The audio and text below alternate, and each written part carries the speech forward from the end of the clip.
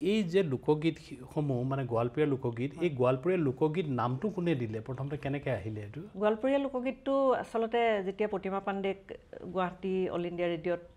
গান গাবলৈ আহোঁতে অসমীয়া গান নহয় বুলি ঘূৰাই পঠাইছিলে তাৰপিছত ভূপেন হাজৰিকাই কলিকতালৈ লৈ গৈছিলে তেখেতক তেতিয়া কলিকতা ৰেডিঅ'ত এইখিনি বঙালী গান নহয় বুলি পেলাই ঘূৰাই পঠিয়াইছিলে আচলতে গোৱালপৰীয়া লোকগীত আৰু বাংলা ভাষাৰ মাজত গোৱালপৰীয়া যিটো ভাষা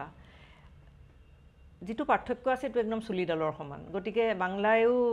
বাংলাভাষী লোকসকলেও সেইটো নিজৰ বুলি সামৰি ল'ব খোজা নাছিলে অসমীয়াসকলেও বঙালী ভাষা বুলি পেলাই সামৰি ল'ব খোজা নাছিলে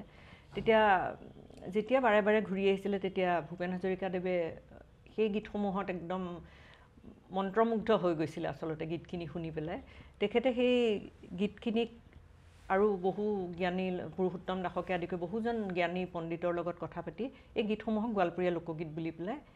স্বীকৃতি দিলে তেতিয়াৰ পৰা অসমেও এই লোকগীতখিনি সামৰি ল'লে